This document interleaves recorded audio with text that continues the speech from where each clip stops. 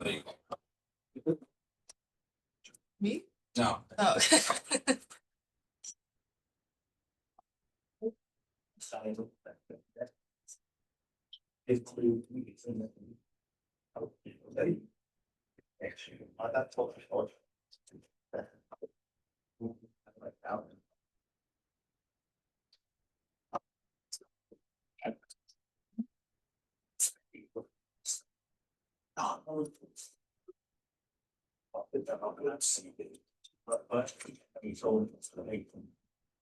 Also, please.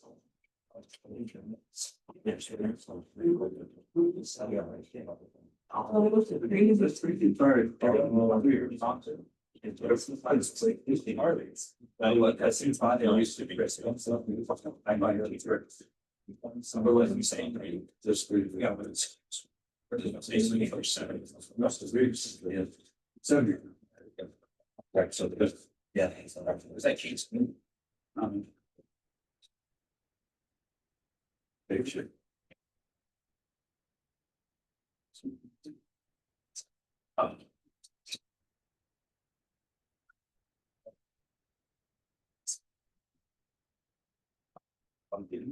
We're on this one. I don't know how you do what? Said I'm gonna say.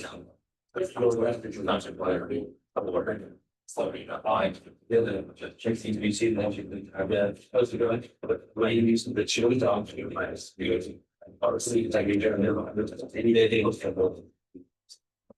You see different from something. You don't have one time. There's something that I'm offering. Not that it's official, but someone. Oh, there's. The best people. But that's another way you can see. That's just the head.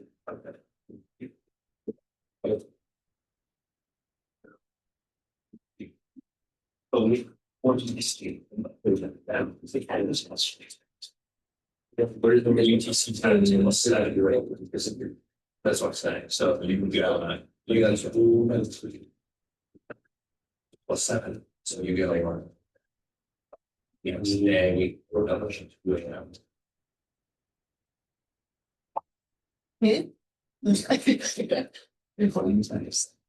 And then Stephen doesn't make the line big.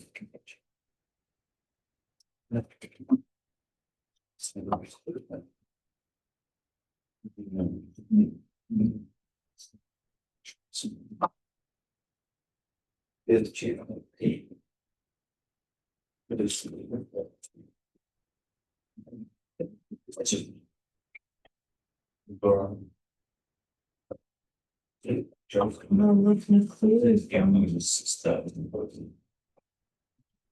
oh, there you go.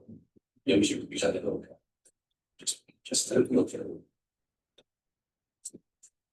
I should say.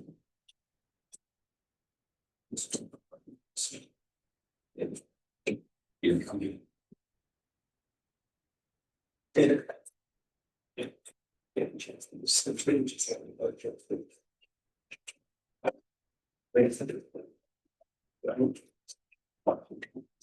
Good morning. Hello. Serious. Yeah. You know what? Your blue fish is very chilly. It's stuck in all the puddles. No, I was so scared walking here from Best Buy that a car was gonna drive by and I was gonna get stuck. Oh, yeah. I'm not risking my car getting towed. I got bills to pay. I I'm not don't make a lot of money. I did God. I cannot get towed and have to pay like $500. I don't know who's watching me. Yeah. I can't tell who's over there. You know, it's soft, like right in that driveway where you come out, the first one. You know, when you walk down that street, Yeah. like in the parallel, I'm not supposed to be working, like right next to the gym. Oh, my gym. Wow. Was right in that, I was like, that's. You're the one you parked. You're the one where you parked it, right? I thought you parked at the other end. I by did too. I the did. hot shop place. Oh, Did. Got lost on that. What? I was like, look at that.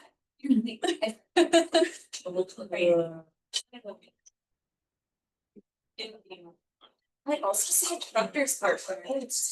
Oh, yeah. I would, but I really don't have the money to get in. Or even, I don't want a $50 ticket. Oh, this is for sure. It's like a lot of it's out of kills, bum kill. Yeah. You understand, it's always phenomenal. You see, there's things that you could. One more video, so you draw out of the last season. Okay, I'm gonna put this on for everyone to watch. It was this one, right? The one? Yes. This one, okay. I think I have. Tired. You know, what? I watch him, he's complaining because he has to retire in a few days. Oh, That's why I figured he's making YouTube videos. yeah. That's his, I thought he was retired, yeah, Every day he's like talking, I think retiring. wow. Good luck to him. We're gonna watch this about Burbank engine failure. That's.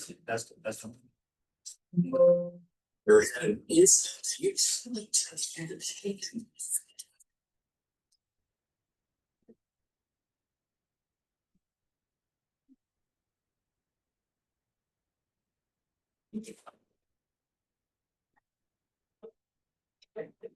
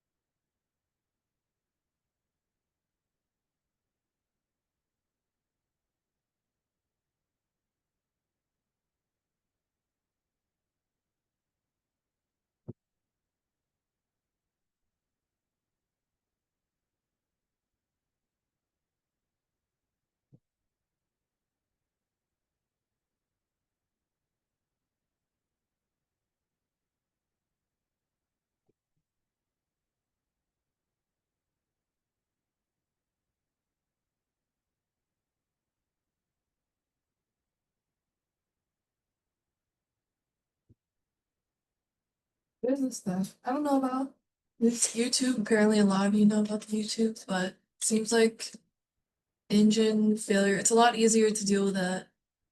Well, not easier, but it's less of a critical engine failure if you have two, I guess. So they handled it. They were able to land easy enough. I feel like one thing that if you're gonna take something from that has to do with us flying, when he said in the beginning that they always set the that they always set the emergency altitude before they take off so they know where they are. I do that in the sling as well. Hopefully, you all do too. So I set it at 700 because 600 AGL is our emergency altitude above or below. So I'm always setting it at 700 so I know easily if something happens, I can look and see where I am compared to my altitude bug and figure out like within an instant, okay, am I below or am I above my emergency altitude? Okay, I know exactly what I'm doing now. Either I'm landing straight ahead, no turns greater than 45 degrees, or I'm whipping it around 180 to go back to the airport. Do the impossible turn.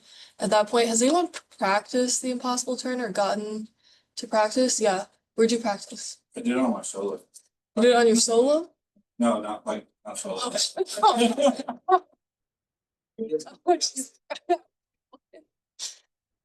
Before track division. You got trap shoot? Yeah. Were you on the runway?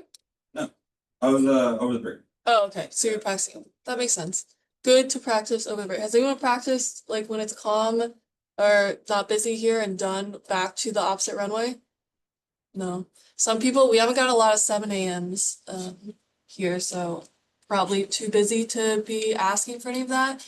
I've never gotten to practice on the runway either, but apparently some people who had a lot of 7 a.m.s have just asked Tower if they could practice when there was nobody else at the airport early in the morning. So if you want to talk to your instructor, you could try to ask for that because it would be a lot more real to practice getting down to the runway, opposite runway than it is to practice over the breakwater. But if you haven't practiced over the breakwater either, definitely practice that so you can see how much altitude you actually lose when you're doing that 180 turn back and figure out, okay, I have a reference point for if I'm trying to do that turn, I'm gonna lose in the turn normally about 400 to 500 feet. Figure out what that normal amount is that you can expect to lose when you're in the turn, and then you can apply that if you actually end up having to do that, which I hope none of you do, but it has been done at Torrance a good bit of times. I think I've told you all that like the first day that my class was training for private, that one of the guys in my class went up in 9 Tango Whiskey and the engine died and they had to do the impossible turn back to the, I think it was, they took off 29er right, so they came back on 1-1 right, and they were totally fine. They did it, his instructor did it perfectly, but it was his first day, so he was a bit freaked out by just what? See if you get that. Well, I've not seen him in a while, but he came back the next day after that. I don't know where he is in his training, but he came back, and finished his private, I believe, but yeah, pretty crazy. I Yeah, think the other thing that I took away, was, like in the beginning, the ATC was telling them, hey, turn around, come back in. Or, Yeah. This is clear for you. And they took a step back and said, okay, we're just gonna run our checklist. So yeah, I guess for me, like as a new pilot, I probably listen to them Yeah. immediately first versus try to aviate. yeah, So I think that was a bit of a mind. yeah. Definitely, they have more time to run checklists than we would if we have an engine failure. We've got, especially if we're over the runway, we've got somewhat of a limited amount of time at like 500 feet engine failure than they do with 2 engines, so they can still climb out and get to like, I think they got up to 4,000. So they're still able to climb out, but it is an important lesson or like a takeaway from this also is they're probably going to be giving you instructions or asking you what you want to do immediately. If you need time to think and you don't know what your decision is, don't immediately answer or comply with what they're asking you to do. Make a decision for yourself. Leave them sitting there waiting for you to respond. You don't have to respond immediately. Like you said, aviate first is what we're always being told, and you need to follow that. So if you need to run through your flow to do your engine restart and you're in the middle of that and they're trying to talk to you, don't stop in the middle of your flow to tell them, oh, I'm working on a checklist or whatever. Just let them sit there for a minute, finish your checklist, finish your flow to restart, try everything you can to aviate and get yourself in the best position possible, hopefully to get the engine back on, or if not, to get yourself in a good position to come back to land.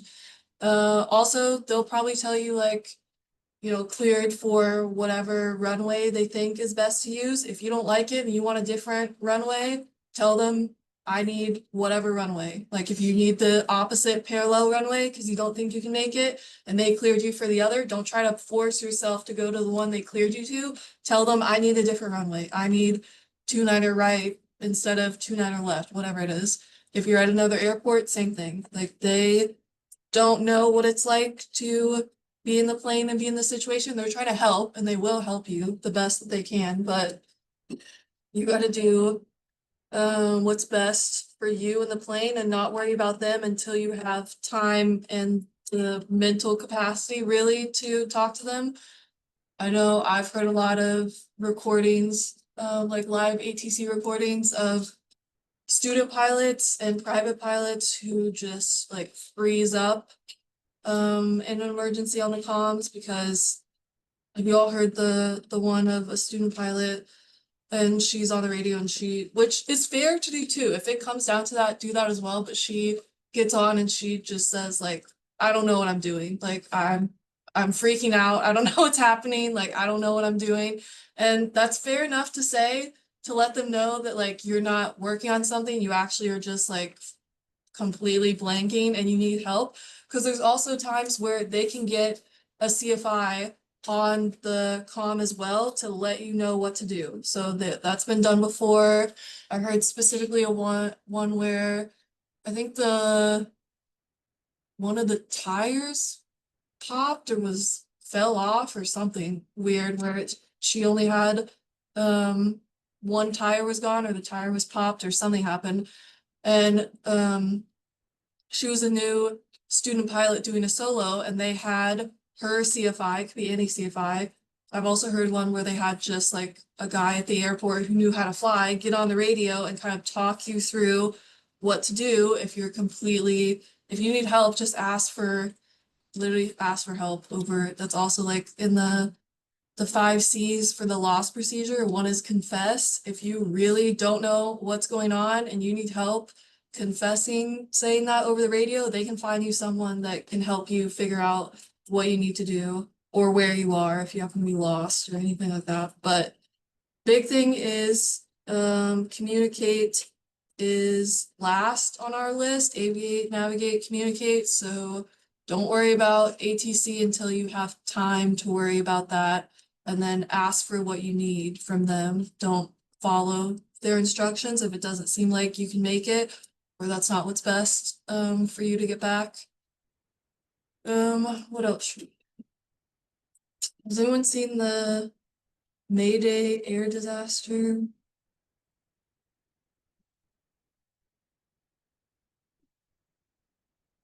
Which one? I think there's a British Airways one.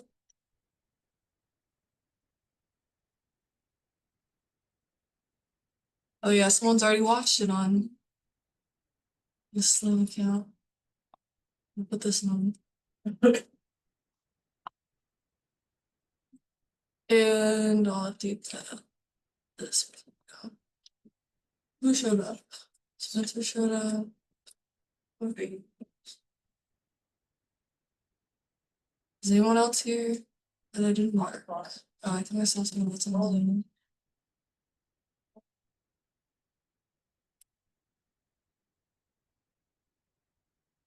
No? Still for it? Okay.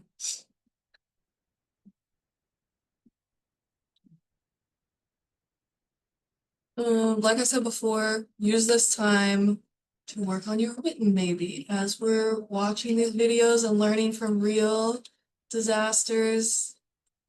Have some takeaways from the video, but also be going through your questions while you have this 2-hour block of sitting in here.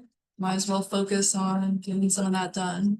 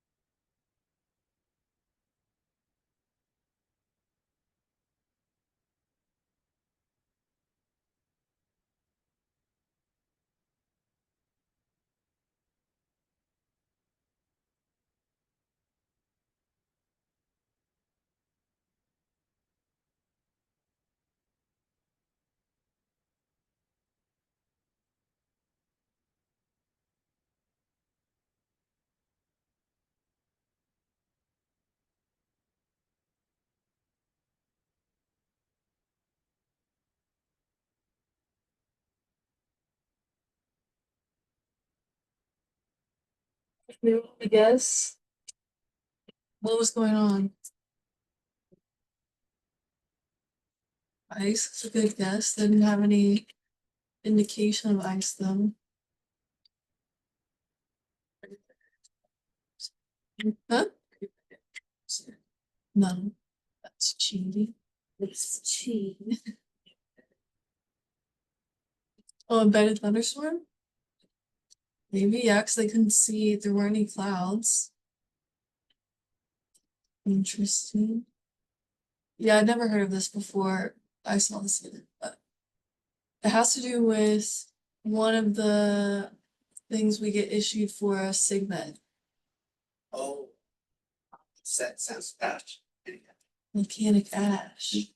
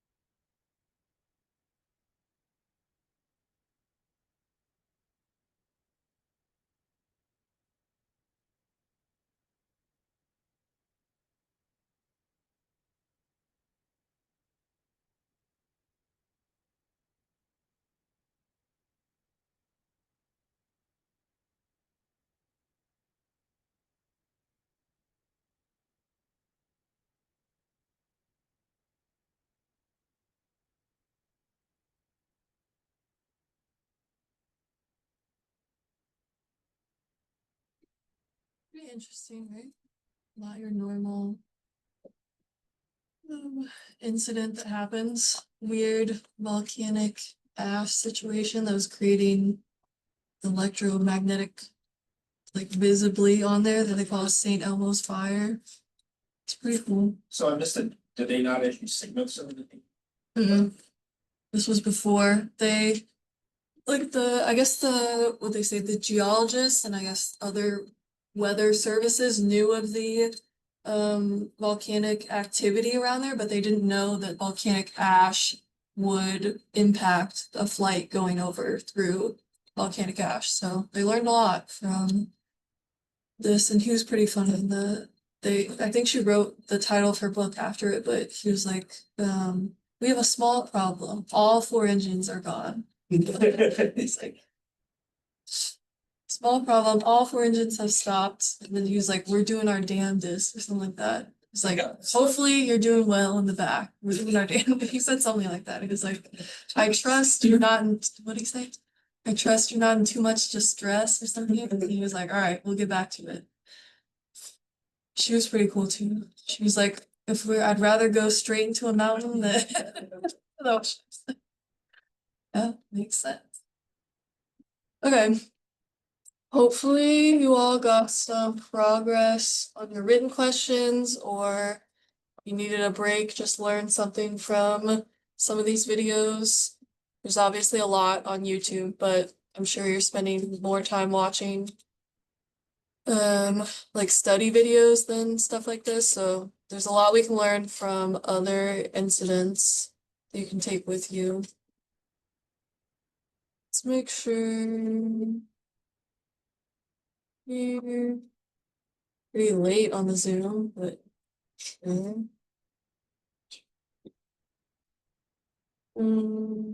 That was it. Anyone have any lasting questions? Something that came up while you're doing your written, anything review? Or Yeah. just grinding on? It's 10:45. Go ahead, play your time. I don't know why, but the density altitude chart, it came out was difficult. The density altitude chart. Yeah, like Which one's that? figuring out. You're supposed to determine the density altitude first, and then you're given the altimeter setting, the runway temperature, and the airport elevation.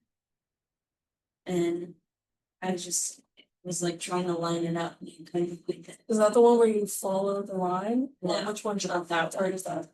I don't remember what this looks like in the. Oh, okay.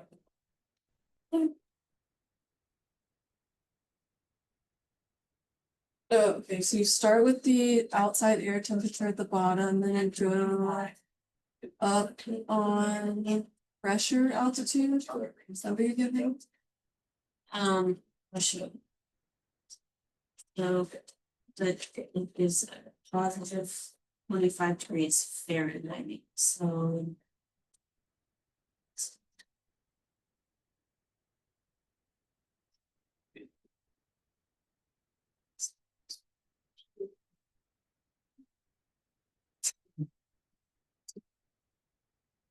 Will they could do some conversion to film? I'm not sure. I feel like I remember I had to use something. Yeah, so that was, it was based on the altimeter. So. Here in the altimeter is 335, 3035, runway temps. Plus, 25 degrees Celsius, so. Just put that in. And, Yeah. right, and then, elevation, that's the part that's gonna be squaring me up, so that's anywhere else. Oh no, 3,884, so. And I guess I was putting that like right there. Even though it's the approximate density altitude. That's the feet, I just don't. I don't understand.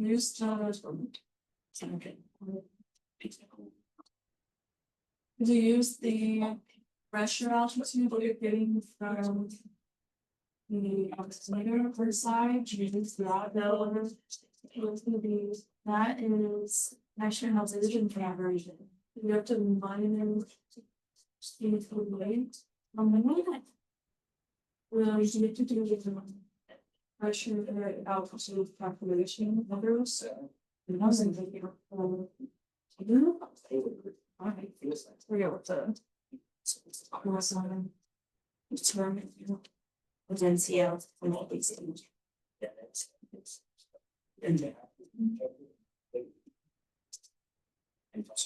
Pressure altitude field elevation plus the ground line plus.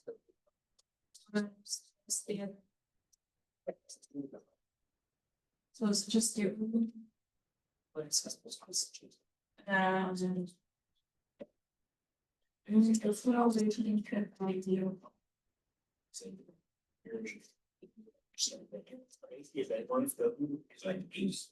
Maybe it's gonna be what we need some minus rounds whatever. And then you'll know it, and then use that. So then minus 336 and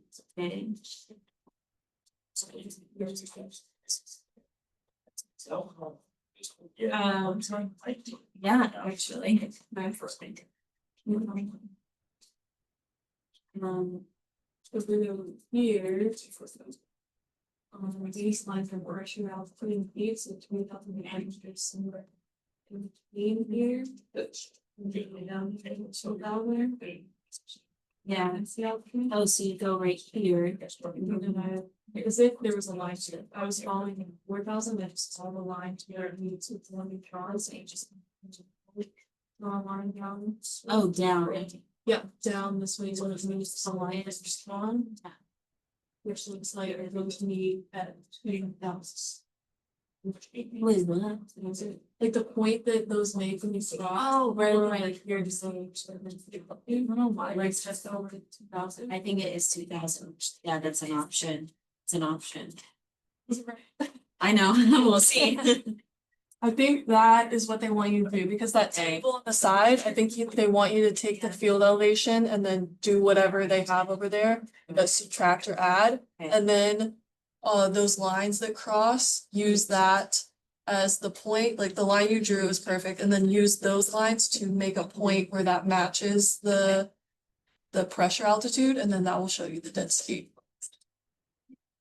Like easy, No, I'm glad we, no, it takes a lot, I'm glad I was able to pull that out of somewhere, cause I haven't done that in a while. Okay, did someone else join? Okay, Alex, too, y'all join in like the last 30 minutes. Okay.